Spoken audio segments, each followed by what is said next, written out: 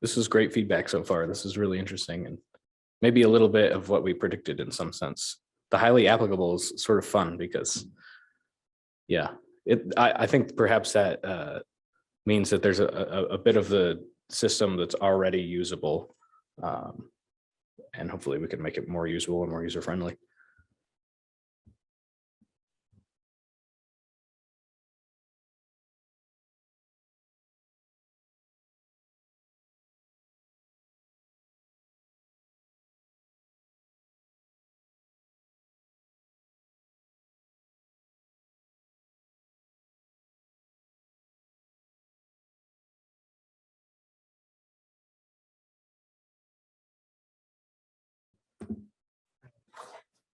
The critical element is to have in place a dashboard. When I talk about a dashboard, is an entire architecture on how to handle and manage data properties.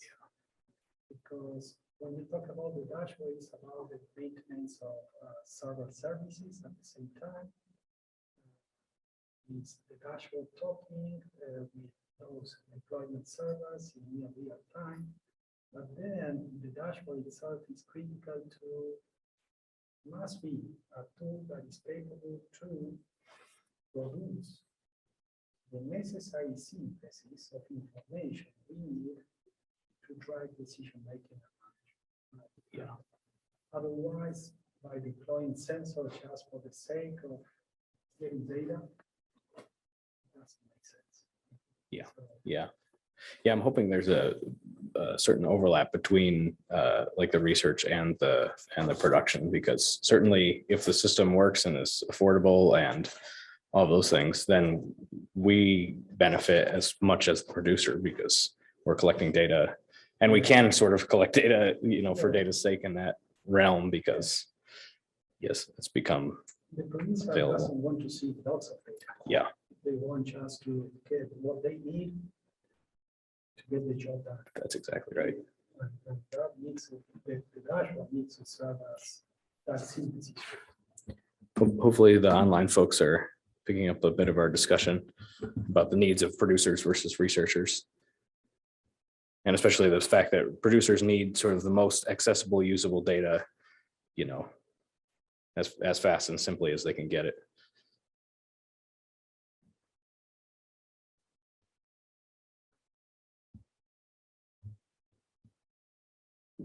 This is great. Cool. Okay, we'll take a little break, but if anybody feels, like they have something to say, please speak up and we'll be here. Matt, you did have a question for Justin Durner in the chat earlier. Oh, great. Okay, I missed that.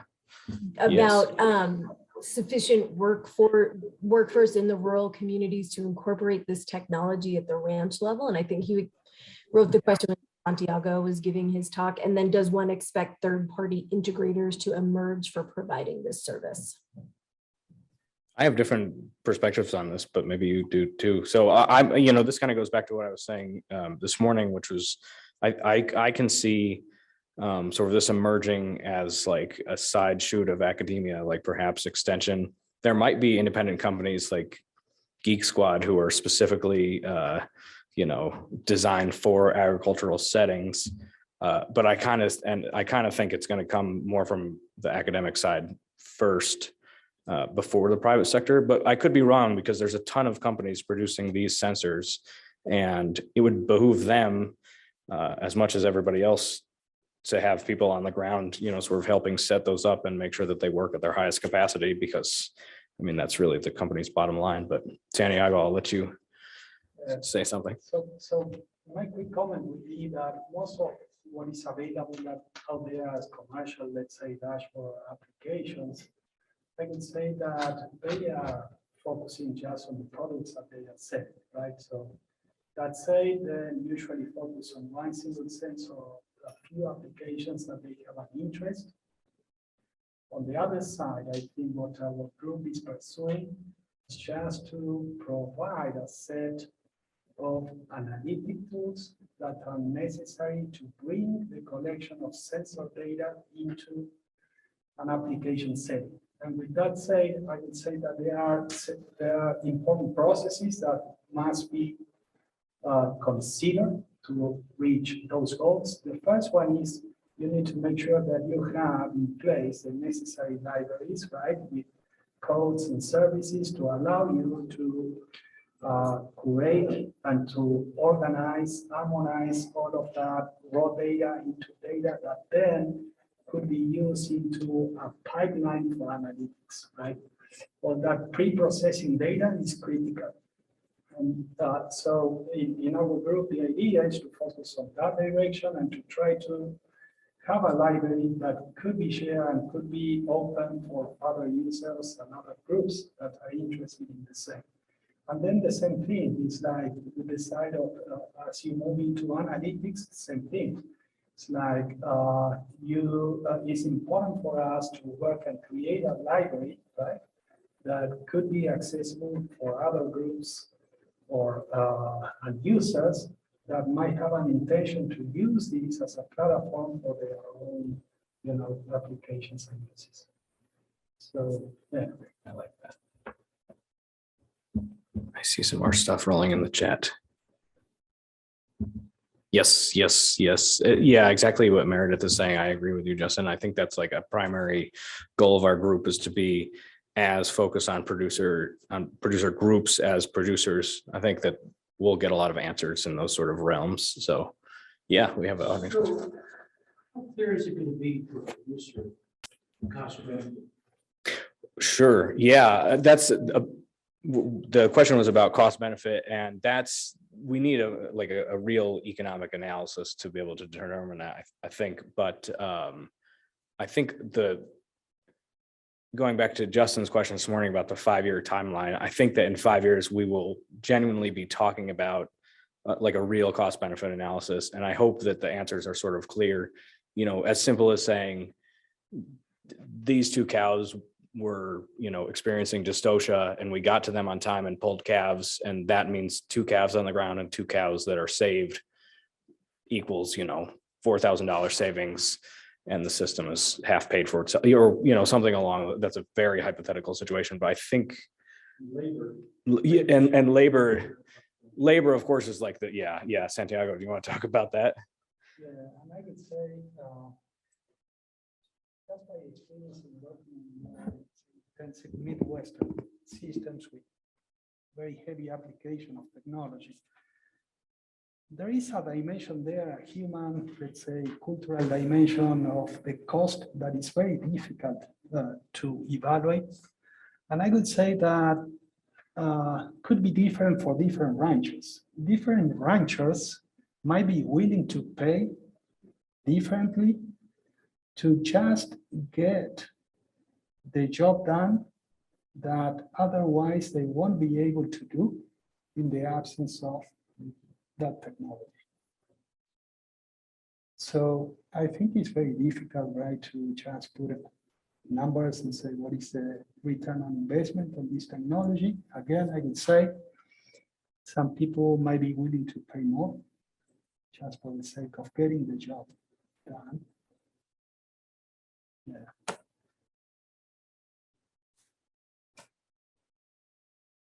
Other thoughts and comments online?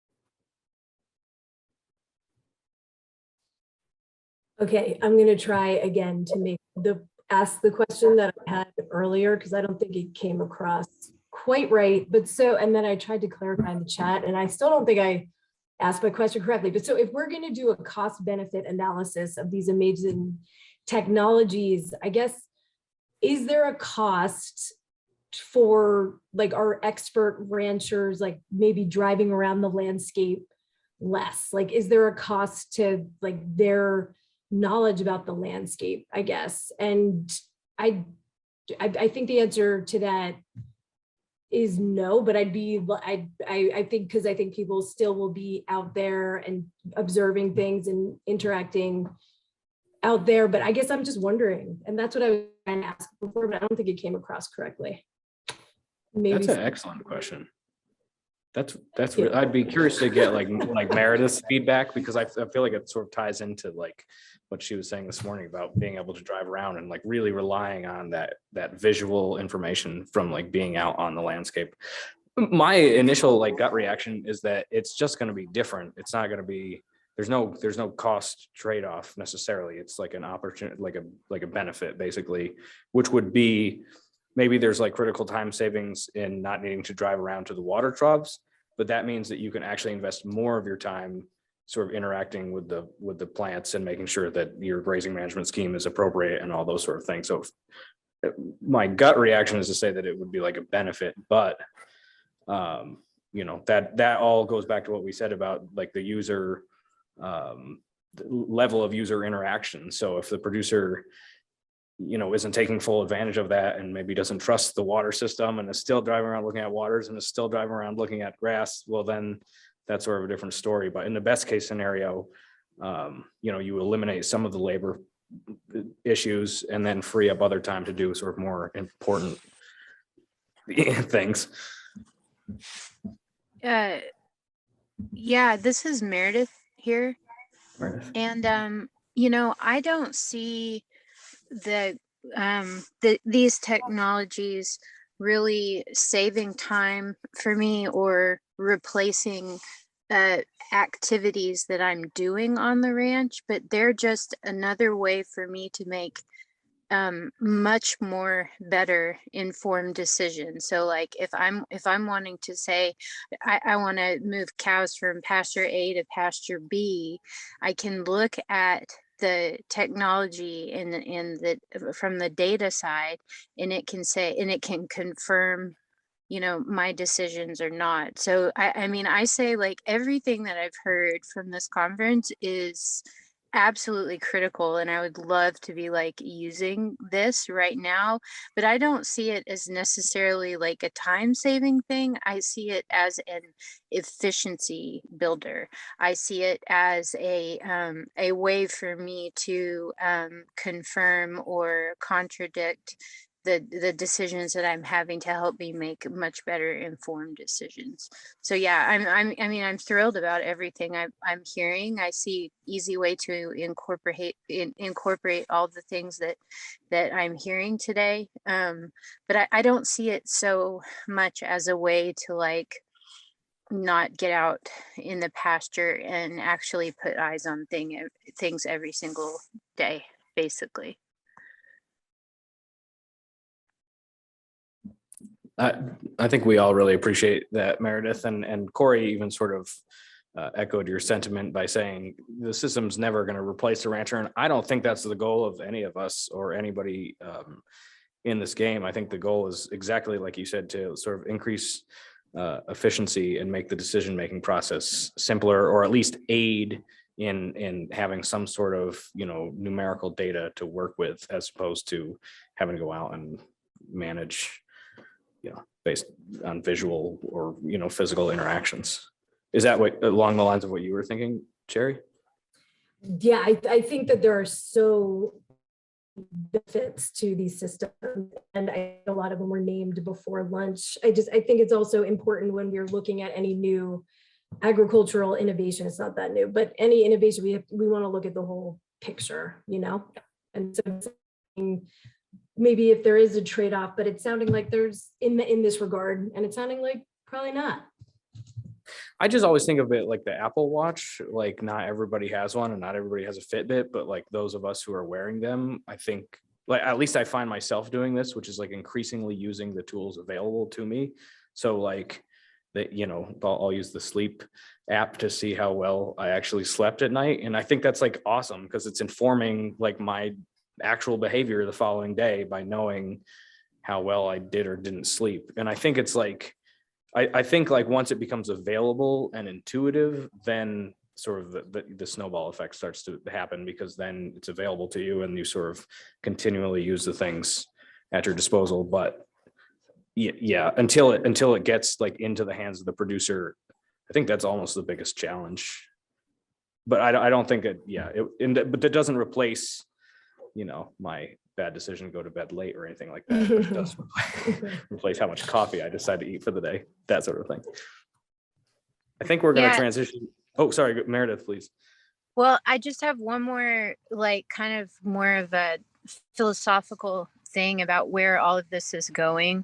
But like, so we have been piloting the Ecosystem Services Market Consortium, and we've had initial data on our net carbon sequestration rate. On average per year, we're sequestering a net 2,500 tons of CO2 every single year. That's directly correlated to pastures where we have that really healthy native rangeland, like that historic, the king the ecosystem communities of our rangeland in pristine health. So what I'm saying is that all of these things are tied together. So what's better for our bottom line, me financially, is also better for all of the wildlife, all of the species, which is also better for our carbon footprint. But so when I'm looking for, yes, it's important that I improve my day-to-day decisions on my ranch, but like exponentially, when we look at that, what does that look like at the beef value chain as a whole? Like where my cattle end up? Can we also like express the results for a rancher like in terms of carbon, or in terms of water? So saying like, yeah, you're growing, by buttoning up, tweaking your rotational grazing patterns, you're improving your biomass quality for your cattle, which equates to this much more carbon that you're sequestering on the ground. Because I see my role in ranching is not just producing pounds of beef, but also ecosystem services as well. So like, what does that mean kind of in the broader picture? And, what is our end goal here? So just something kind of exponential to think of as well. I mean, I think that's a point on everyone's mind, or a question that everyone's talking about, like how do these different types of innovations affect the carbon cycle and ranching's influence on that and interaction with that. So yeah, Meredith, thank you. That's a really important point to keep at the forefront. That was excellent discussion. I am so pleased with how that turned out. I think we got to the heart of some of the matters. We're going to transition into another talk now. And Zach Winkler will be talking to us about another tool that we're developing as part of the larger system. And hopefully this will also be sort of a nice decision-making tool for folks. Zach.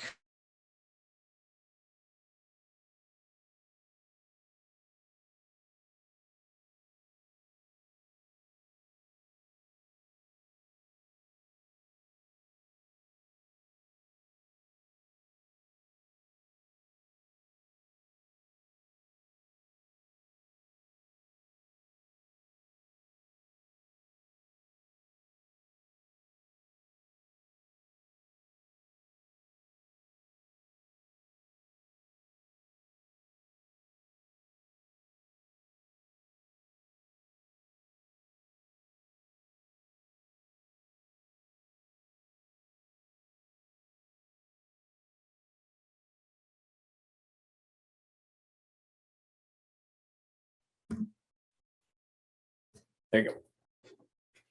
Awesome. Hello, everyone. My name is Zach Winkler. I'm an electrical engineering graduate student at NMSU. And over the past few months, I've been working on estimating body condition scores using depth images.